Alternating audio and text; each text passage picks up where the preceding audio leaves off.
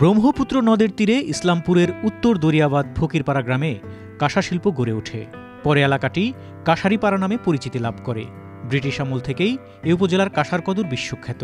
তৎকালীন ব্রিটিশ সরকার ১৯৪২ সালে লন্ডনের বার্মিংহাম শহরে সারা বিশ্বের হস্তশিল্প প্রদর্শনীর আয়োজন করে।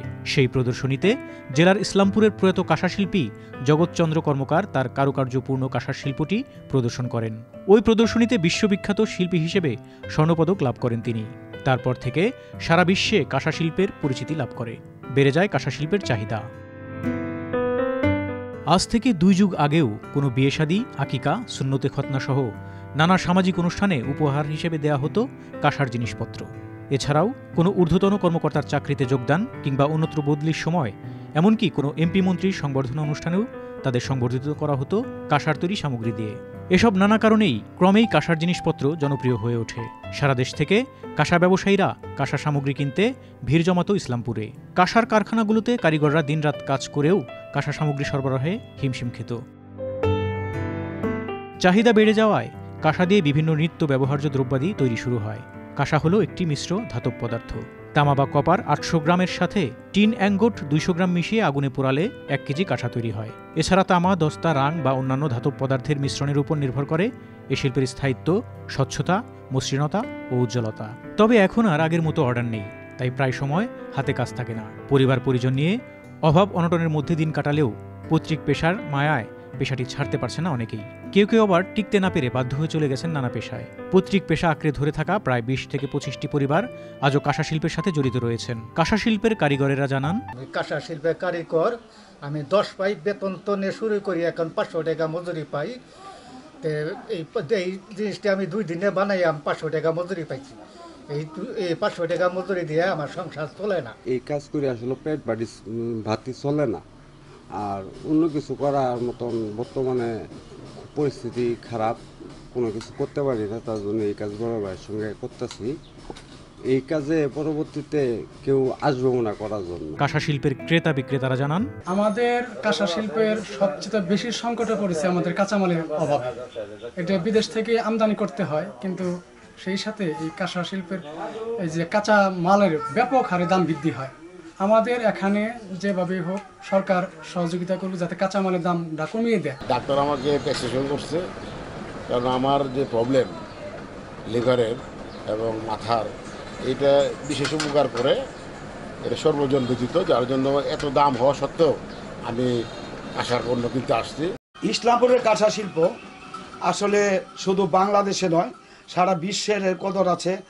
আমরা শুনেছি যে মহারানী ভিক্টোরিয়ার কাছে এখানকার থেকে উপঢৌকন পৌঁছেছে, মোগল সাম্রাজ্যের সম্রাটের কাছে এখান থেকে উপঢৌকন পৌঁছেছে। তা আমি মনে করি এই শিল্পটাকে রক্ষা করার জন্য সরকারের নজরদারিতে আনা দরকার। আমাদের একটা থাল কিনতে ৩,০০০ থেকে ৪,০০০ টাকা লাগে। বর্তমানে কে কিনতে চায়?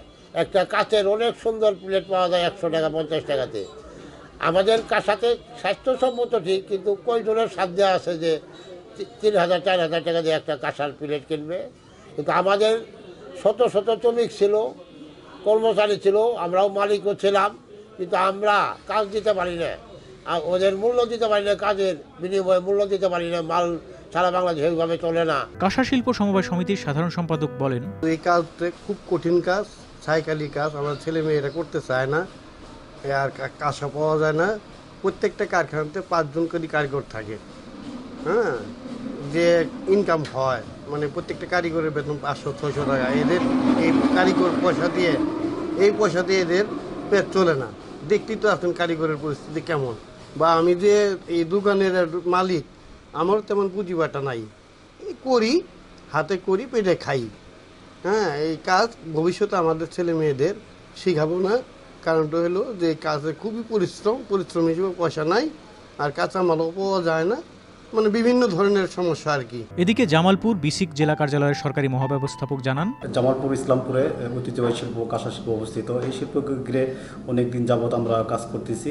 এই শিল্পটি স্থানীয় এবং আন্তর্জাতিকভাবে অনেক চাহিদা রয়েছে, কিন্তু এই শিল্প করার ক্ষেত্রে আমরা যারা সরাসরি উদ্যোক্তাদের কথা বলেছি, তারা বলেছে যে তাদের যে কাঁচামালটা সেটা বিদেশ থেকে রপ্তানি করতে হয়। তাদের এই ভ্যাট ট্যাক্সের কারণে তারা এই শিল্পটাকে দ্রুত এগিয়ে নিয়ে পারতেছে না, এবং সস্তা শ্রমিকের কারণে, যেমন এখন বিভিন্ন পেশাতে মানুষ নিয়োজিত আছে, এই কারণে তারা এই পেশাটা ঠিকমতো আগাতে পারছে না। তবে আমরা যদি বেসিক বা সরকারিভাবে তাদেরকে বিভিন্ন সুযোগ সুবিধা, যেমন অনলাইন মার্কেটিংয়ের মাধ্যমে তাদের পণ্য প্রসারের ব্যবস্থা করা এবং বিভিন্ন মেলাতে অংশগ্রহণ করা থেকে শুরু করে বিভিন্ন জায়গায় যদি আমরা তাদেরকে করতে পারি, তাহলে এই ঐতিহ্যবাহী শিল্প কাঁসা শিল্পকে আমরা টিকিয়ে রাখতে পারবো। কাঁসা শিল্পের সঙ্গে জড়িত প্রায় সকলেই আর্থিকভাবে অসচ্ছল।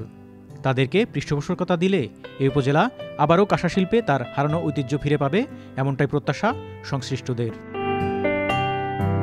ফারুক শিমুল, আনন্দ টিভি।